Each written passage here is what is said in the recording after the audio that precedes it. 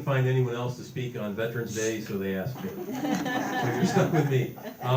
I really have no agenda for this. So I'm just kind of going to go through and then kind of tell you about my experiences and share a little bit with you. If you have questions, I just ask that you kind of maybe write those down or keep them towards the end, and then I'll have time for questions then. As I said, I'm Reverend Dave Viggers. I'm the pastor at Trinity Lutheran Church, and I'm surprised to see any of my members here. So, yes, I see you back there. Yes. You are a member. Thank you for coming. I didn't think anybody would show. She was offended. All right, and this is just my reflections. I served in the military from June 1980, when I entered the United States Military Academy at West Point, to December 2010. It was right at the time that they repealed the Don't Ask, Don't Tell. And I said, I don't mean to get political, but I could no longer serve in the military at that point. So I resigned my commission. And these are some of the ranks on here.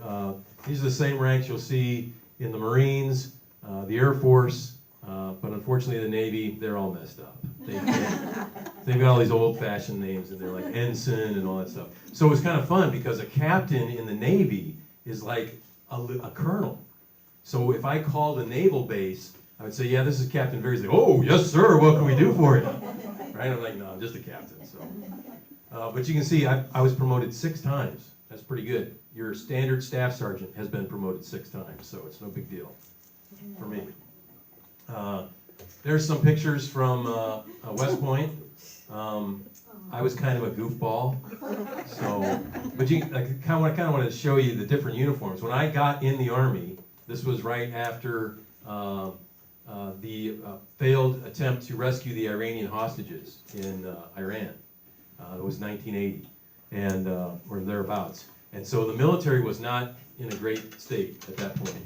And we still had these green, what they called olive drab uniforms. I wasn't able to keep one of those. I must have thrown all those away at some point. But they would starch those. And so you'd get it out, and it would be like, you could hold it up, and the pants would stand by themselves. There was so much starch in them. And the crease, was a straight, you could cut bread with the crease in those pants. So yeah, I was glad when we switched uniforms. But this is just some pictures. One in the middle there was in a magazine that they talked about our experiences during summer training. And there I'm gutting a chicken on our survival training. We had to kill the chicken and gut it and cook it up. So that was a good meal. The patch down there in the bottom is the 2nd Armored Hell on Wheels Division. When I graduated from West Point, that's the first unit I was assigned to. So I kind of like that because George S. Patton, that was one of his units when he was coming up the ranks. And so he changed it. Most of the time you put your patch on your shoulder. He said because it was so endearing to him, he put the patch, had the soldiers put the patch over their chest, okay, over their heart. And so I've got uniforms, you can still see like an old outline of the patch on there. So that's where they were. All right, there's some more goofy pictures from summer training. And the old steel pot helmets that they had, those were, you could wash in those. It was kind of nice. The Kevlar, the new Kevlar they have. See, these old things, you can heat up water, you can shave out of that. There's all kinds of good stuff you can do with those. But the new Kevlar, you can't do that. So they call it steel pot because that's what it was. It was steel, and you could use it as a pot. Yeah, those are my friends from West Point. Next picture is a couple things here I want to talk about. You'll notice the buildings, they're all kind of gray. And you notice the uniforms, they're all pretty much gray. And they're made out of wool. So when it rains, they smell like wet sheep. So you know what that's like, right? Whew. So yeah, everything, and a blanket there, that's what was on our beds. We'd have to make your bed every morning. And they'd have what they called AMI, morning inspection. AM, meaning morning, and I, inspection. So AMI was inspection. Your bed had to be made. They would come in and inspect your room. Everything had to be shipshape. But the blanket was wool.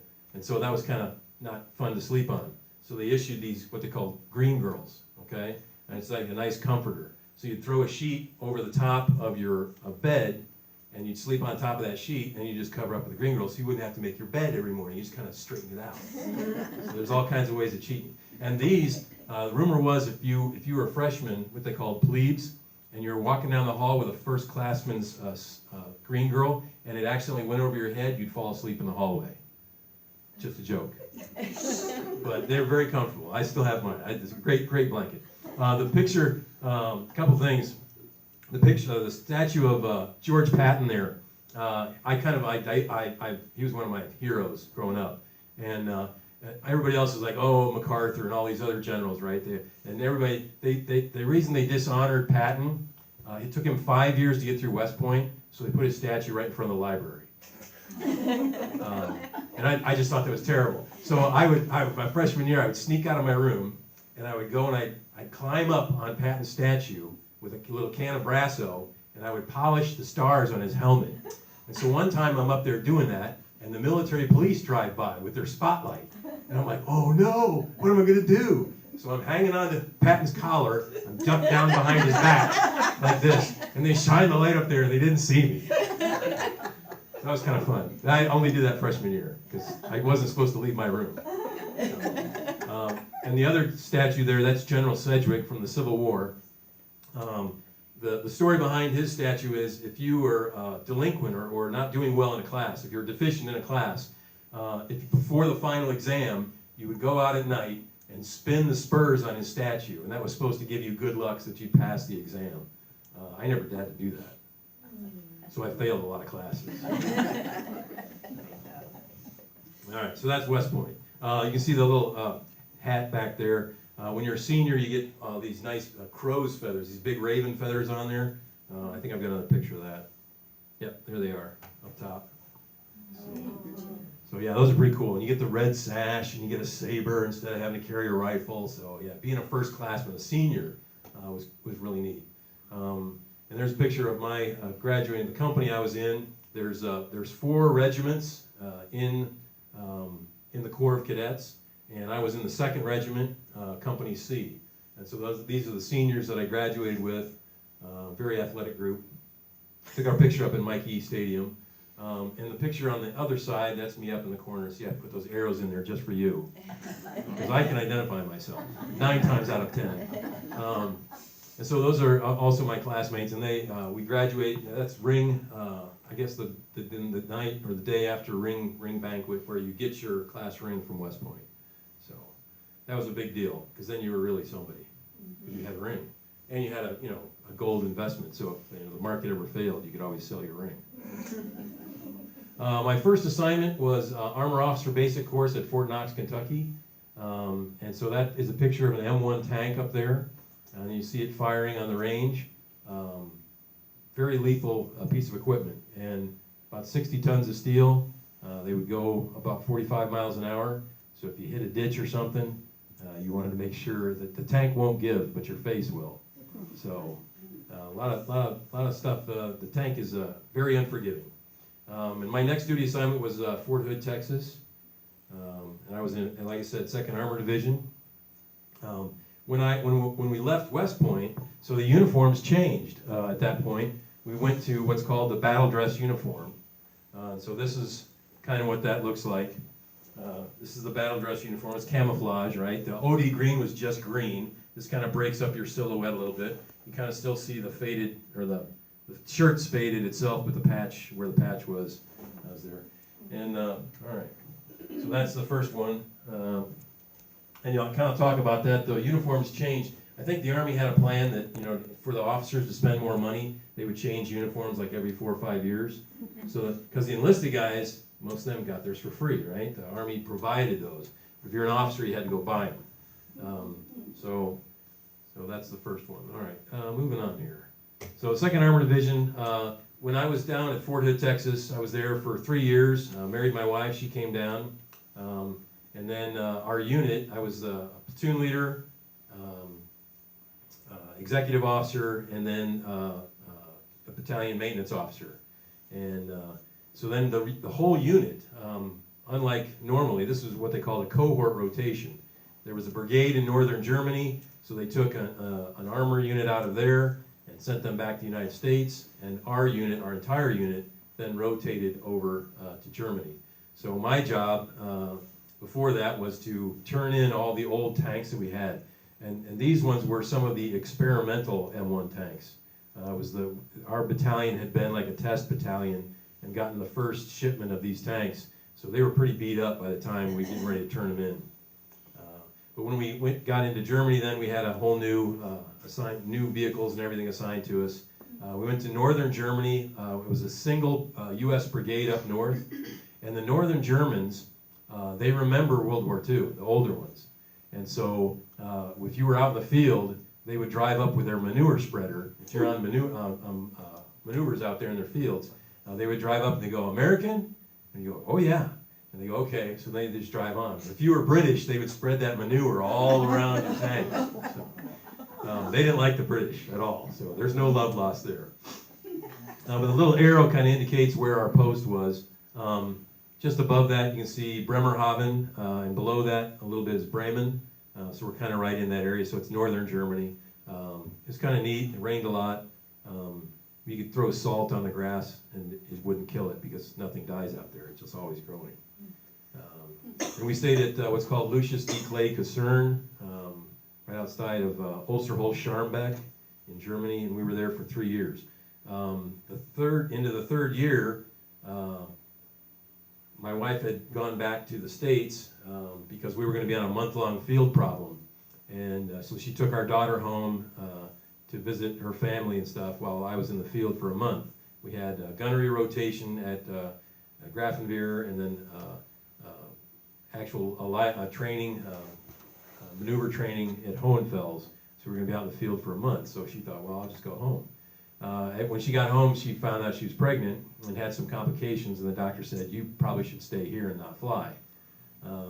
So she was planning on coming back about December, and right about that time, President, I think it was the first President Bush, got on TV and said, we're activating an armored brigade out of northern Germany and sending them over to Desert Shield.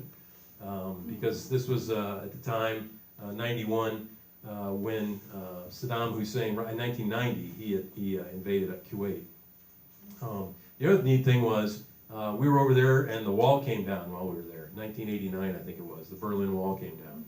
So that was the end of the Cold War. So I was like, yeah, I'm a Cold War veteran, yeah. So anyway, so they told us that we were going to go, well, it's right there. The 2nd of August, Saddam Hussein invaded Kuwait from Iraq. You can kind of see Kuwait is this little tiny country here, and this is Iraq. The Tigris and the Euphrates rivers, right, are right there. And you can see all the road networks, for the most part, lead down towards the coast into Kuwait. And that's the main avenue approach that the Iraqi forces took. It took them 12 hours, and they had eliminated most of the resistance in Kuwait. Their army was so much smaller. Iraq at the time had a battle-seasoned army, a large air force. They were probably the 4th largest military in the world at that time. And so when they were giving us these briefings, and they said, "Oh yeah, and he's got chemical weapons and sarin gas and all this other stuff," so it was, it was going to be kind of intense. We're like, "Oh, okay, we got, this is going to be interesting." But we had no idea that General Schwarzkopf had a really good plan. So this is General Schwarzkopf. He was the leader of all the operations in Iraq and Kuwait. And so I'll kind of go into his plan. But Desert Shield ran up until the 16th of January, and then became Desert Storm. They'd given, I think the 15th of January was the cutoff for Saddam Hussein to pull his forces out of Kuwait, and he didn't do it. So the president's like, okay, well, we're going. And so we shipped over there in December. All our camouflage and green tanks and everything had to be spray painted sand color. So we went through that. We did some gunnery training. I did a lot of other stuff. And then we're ready for the war. And so what happens is, Schwarzkopf says, well, they've got an air force, so we'll just destroy that. And so they started an air campaign. They took out his command centers. They took out all his aircraft. In fact, it got so bad that the Iraqi forces were actually burying the aircraft in the sand so they wouldn't get hit. And we found a lot of those later, intact, just covered with sand. And so as the air war began, I think they bombed the Iraqis for like 42 days. Many of their commanders fled back into Iraq. So they left these soldiers to defend these positions, and they without any leadership and without a lot of logistical support. So that was good for us. It wasn't good for the Iraqis. You'll notice the uniform there is kind of interesting. These, what we call the chocolate chip uniform, because it looks like there's little chocolate chips on there, or cookie dough, right? I've got one of those here. We got over there, and I got over there in December, just after Christmas. Stayed there and started getting ready in January, and then the war started, and we're still wearing these, okay? So kind of visible in the green, in the sand. It wasn't until after the war that we finally got these uniforms, and I got my boots the day I got on the plane to come back. So that was kind of interesting. They didn't really anticipate the war being over in 4 days, as far as the ground war.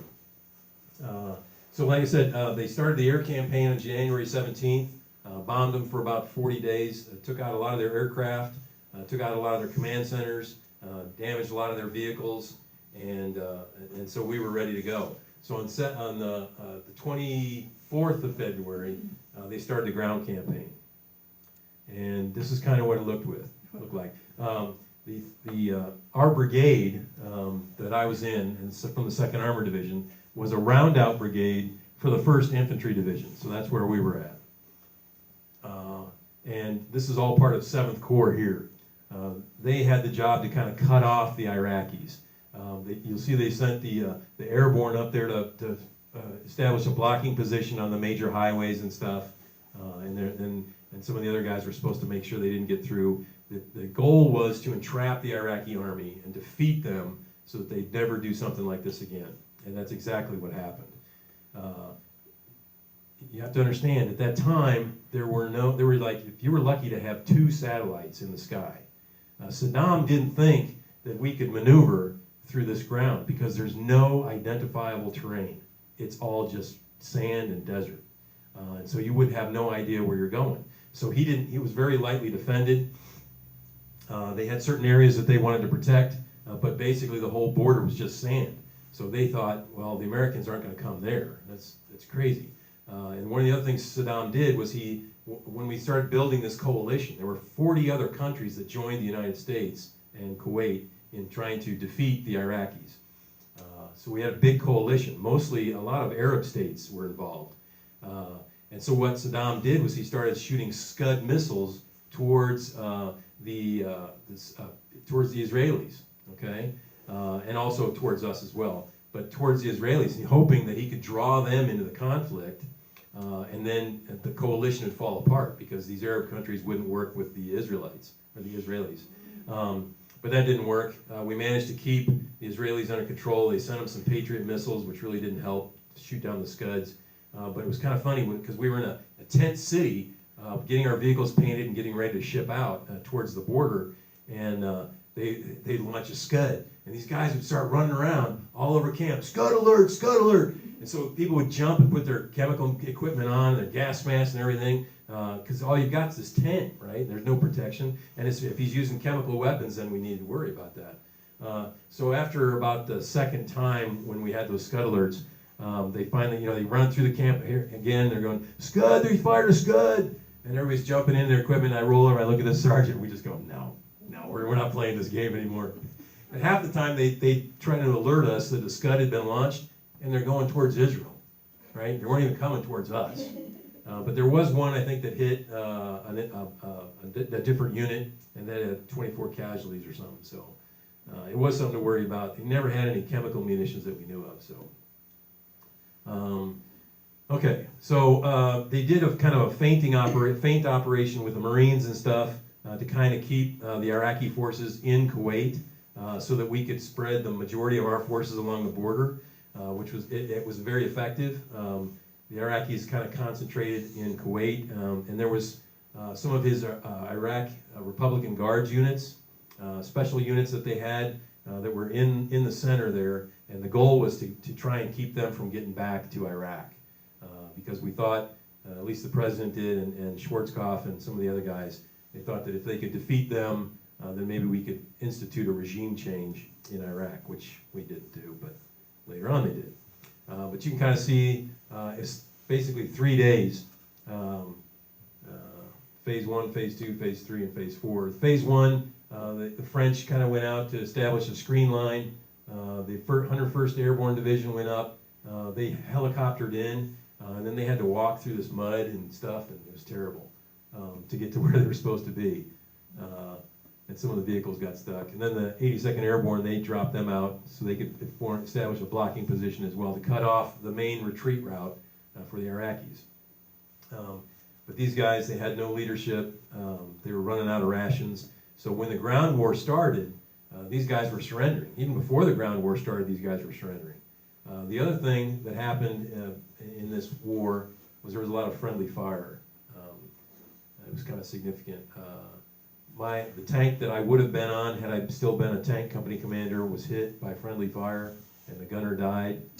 Before the ground war kicked off, we had an Apache helicopter pilot, and his other aircraft came in, and they fired on one of our mortar tracks, and killed a couple of guys there. So friendly fire was an issue, because at night, with your thermal sights on the vehicles, your gunners are looking through these, and if someone fires an RPG and hits the side of a tank or something, it looks as though that tank is firing back at you. And so they would open up and engage, and it's like, no, that was a friendly tank.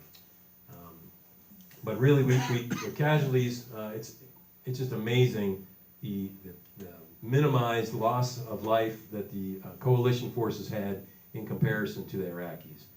You can probably look it up on Google, but it was catastrophic for them, for their military.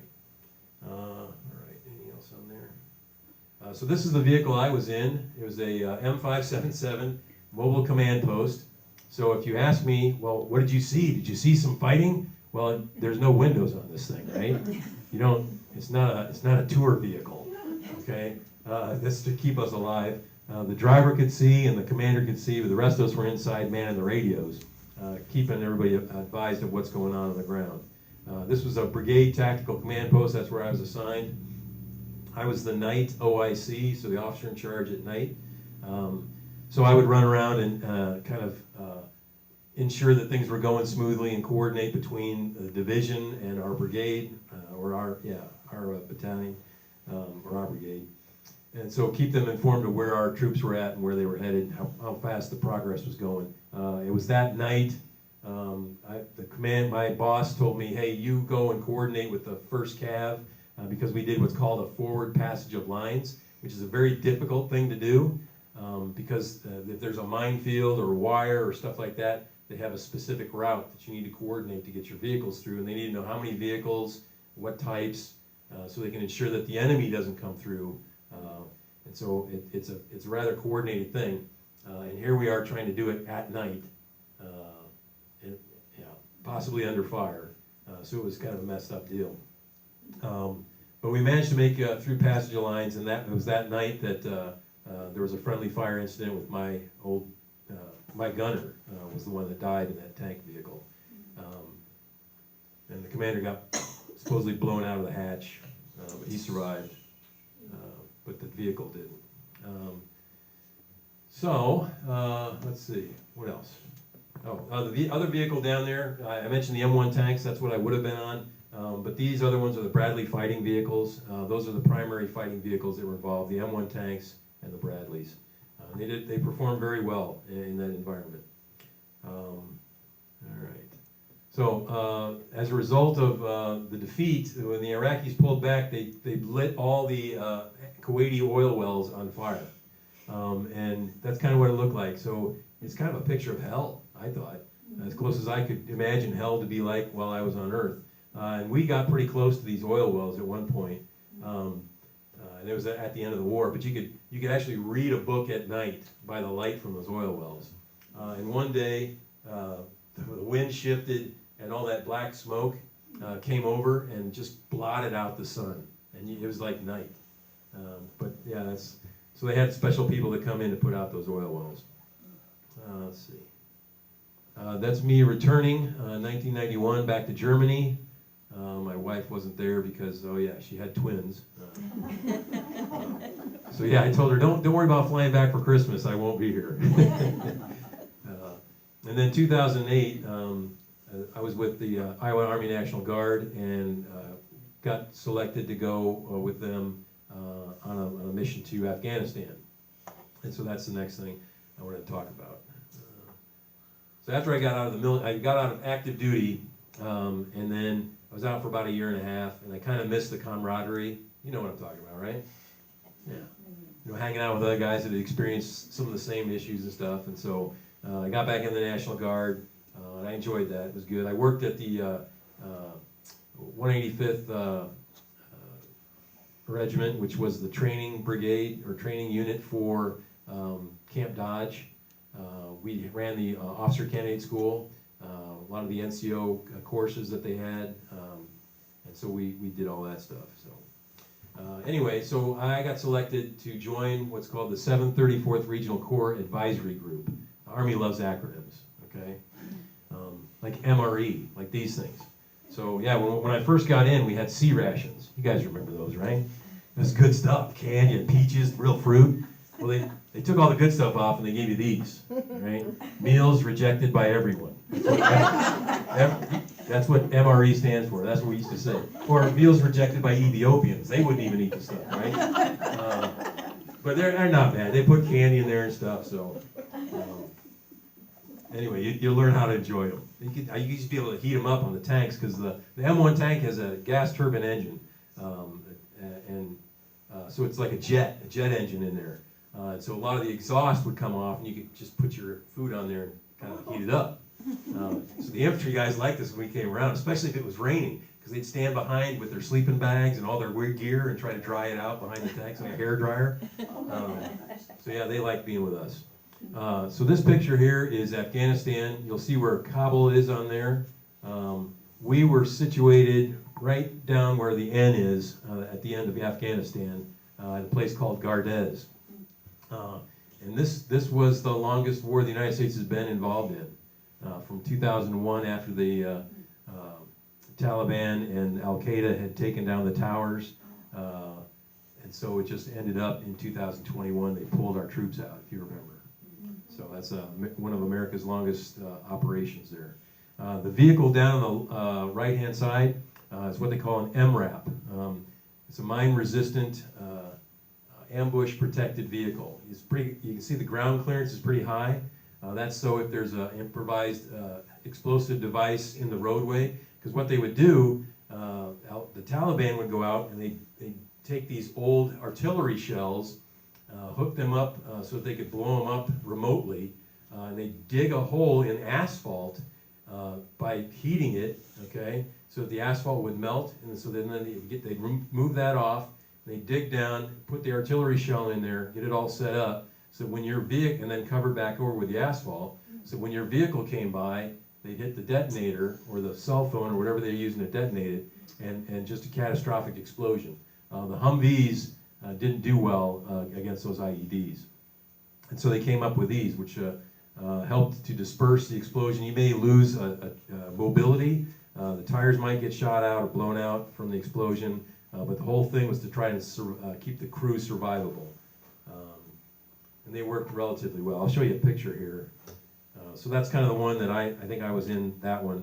The one time I got off the base that I was at, because I had a different job, so I was always situated with the Iraqis on their base, Afghanistan folks on their base. And so the one time I got to go out, the colonel's like, hey, you want to go out? I was like, yeah, I get to drive one of those. So I was like, oh, cool. Well, they blew up an IED like 2 vehicles behind me. I didn't even know about it. And so that was kind of a funny thing. That's how I got this combat action badge. It's like, I didn't even know. I never felt anything, never had any problems. But the thing is, I wrote up a thing for the colonel because he was out on the ground. He was trying to transfer some ammunition and stuff and whatever.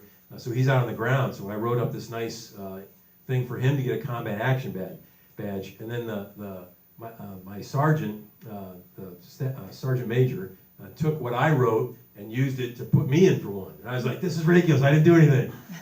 But the Army's big on handing out medals and stuff.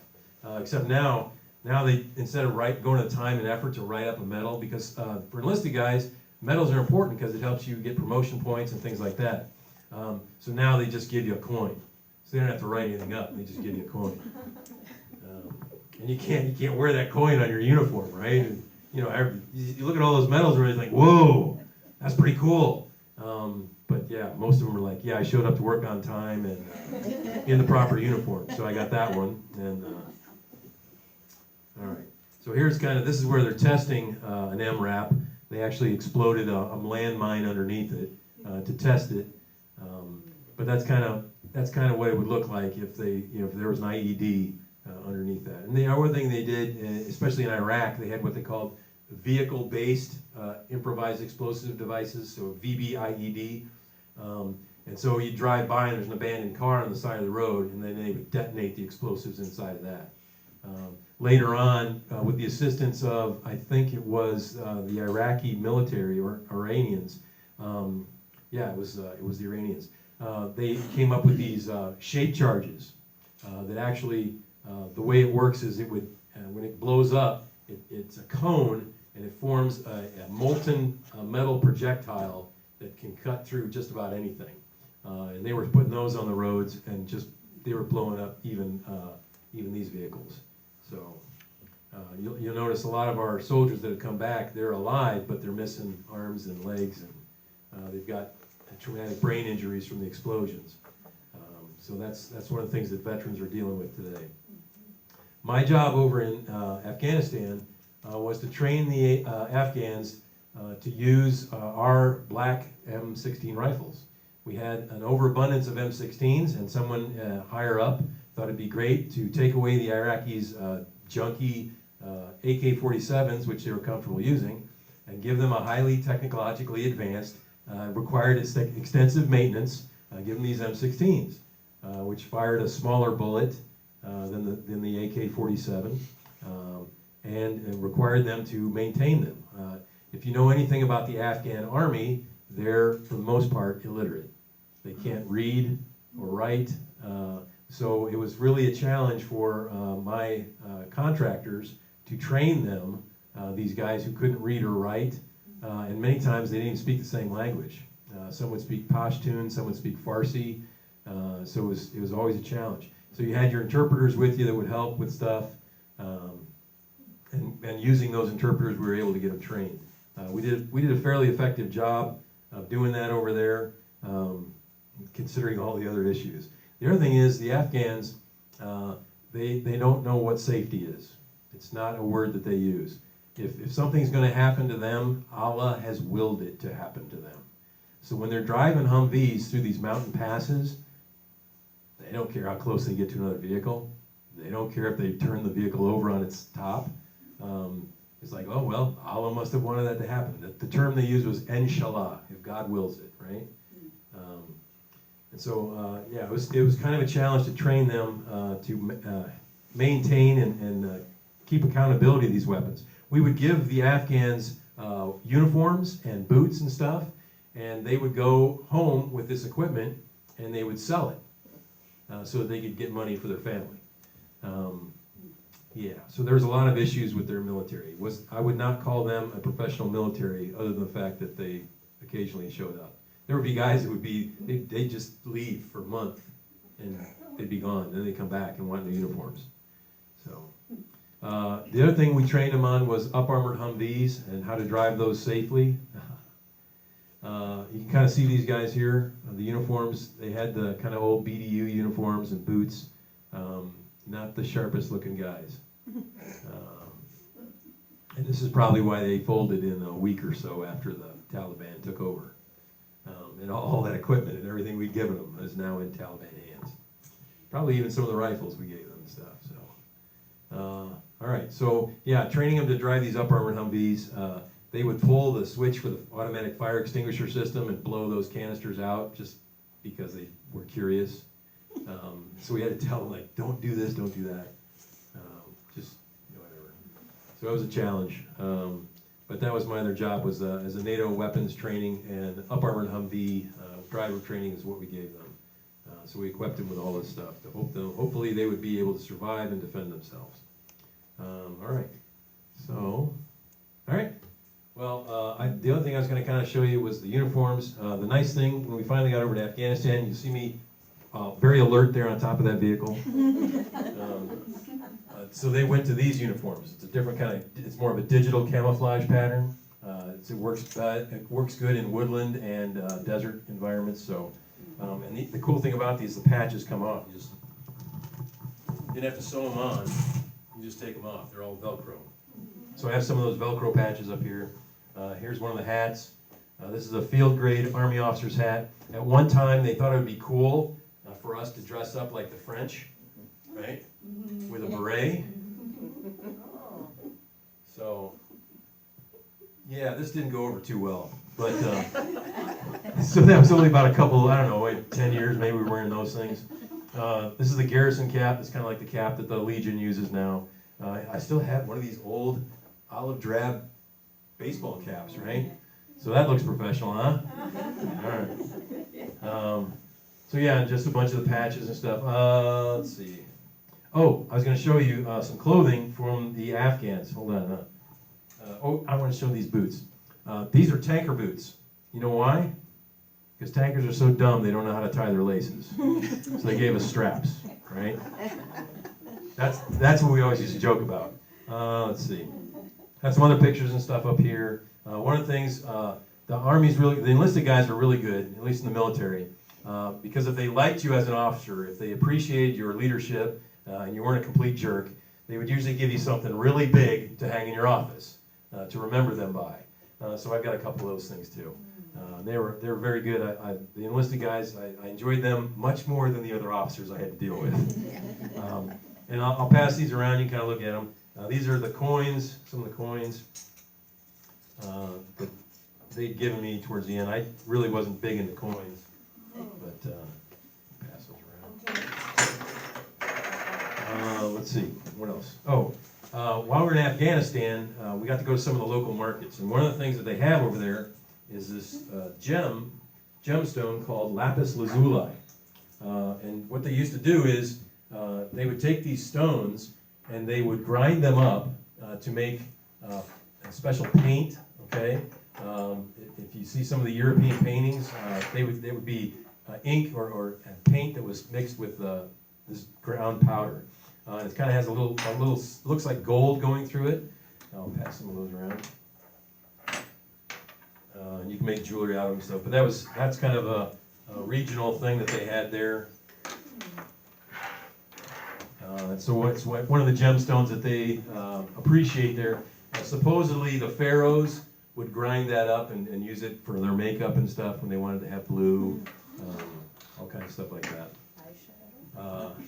All right, let's see what else. Oh, yeah, I was going to show you the outfits. My interpreter over there was kind of nice. He gave me a whole set. And I didn't bring the pants because they're kind of weird looking. Because they're kind of like pantaloons, and this color just doesn't do me. It's not my color.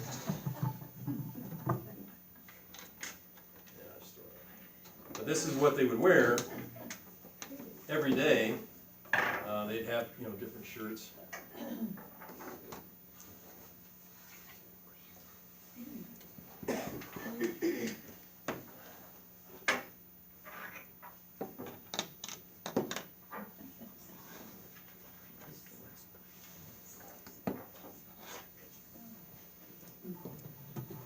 So yeah, there you go. Looks like a nice shirt. Yeah, it's a nice shirt. And then this is was it Karzai, right? He always had this hat.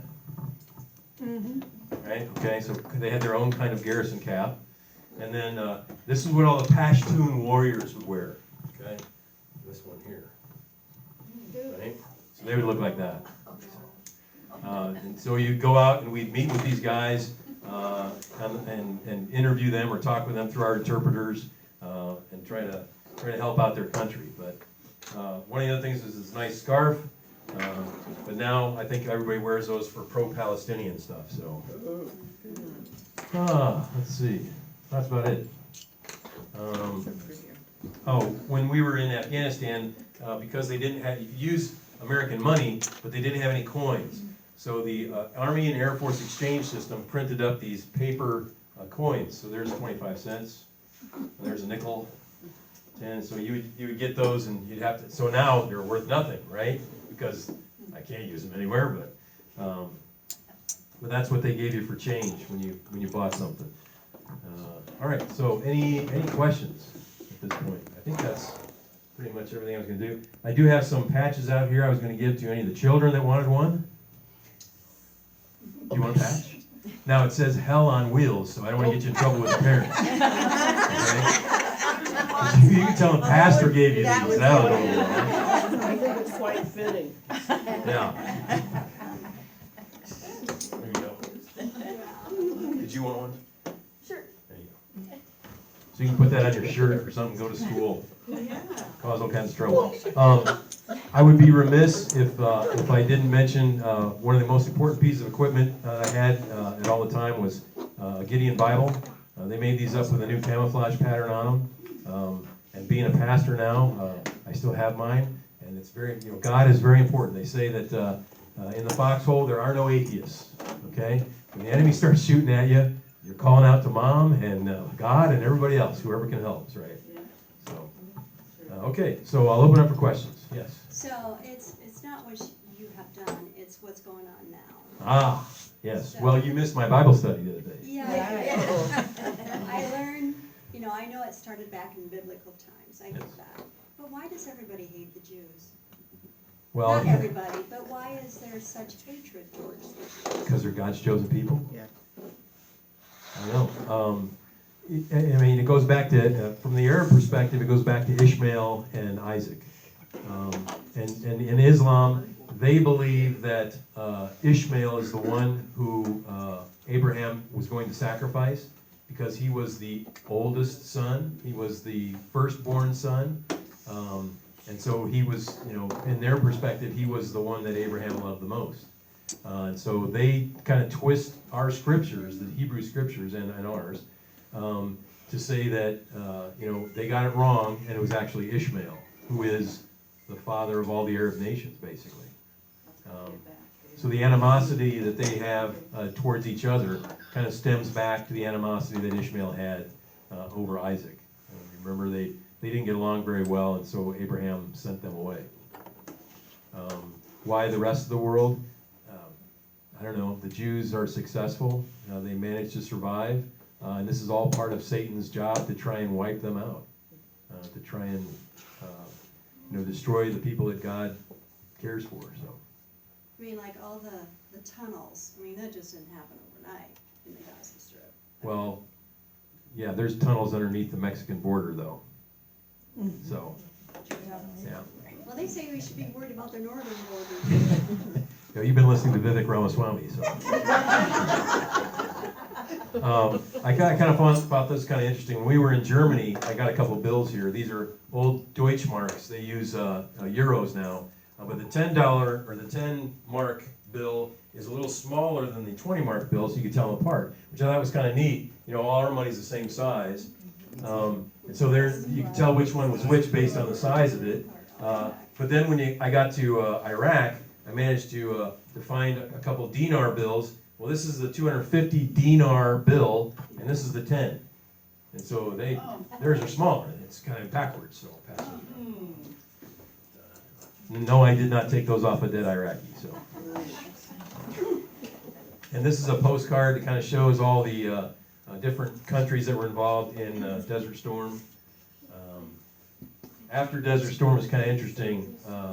The Kurds in Iraq tried to overthrow Saddam Hussein. They tried to make their own country, Kurdistan.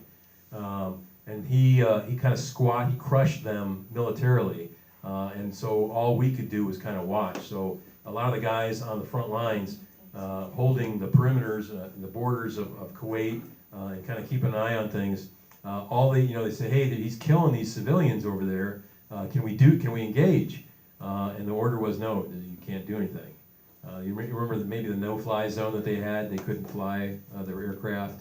And so there are a lot of other things they tried to do to try and maintain the peace in Iraq after the defeat of the military, but he basically just, I think we left the Kurds out to dry. They could have maybe set up their own country, but it didn't happen. So, any other questions? Yes, sir. Did you attend the Army-Navy game? Oh, for 4 years, yeah. When I was that there, required for all Oh, yeah. cadets who could go to that well, your game? freshman year, you have to go to every game, and we were terrible then. So it was very painful to watch our team. One time we played Notre Dame I think in Notre Dame, and they just got crushed. And the Notre Dame fans are just riling us, so you're standing the whole game, because that's what the Corps of Cadets does. You stand for the whole game and watch them lose. And they took us one time. They took us out to Pasadena to the Rose Bowl for the Army-Navy game, and so we're all psyched about that. That was kind of cool. Navy got these real cool. They got all kinds of cool stuff like those big #1 fingers, stuff like that. And they gave all the cadets kazoos. So after like the first 10 minutes of that game, when Navy was up like 21-0, we started chucking kazoos at the team. So that was not a good experience. We liked it. It was kind of interesting to be in California, but yeah. Anything else? Any other questions? Yeah. So as a Corps of Cadets, you stand for the entire game. So Army Navy, you're standing for the whole game in Philadelphia in November, which is usually kind of cold. Wearing your wool outfit, so hopefully it's not raining or snowing, so you don't smell like those wet sheep, right? Yeah. Well, I want to thank all of you for your attendance and for putting up with me here for a while, so thank you for coming. I'll stick around if you want to take a look at anything or have any other questions. I'll be available. Thank you very much.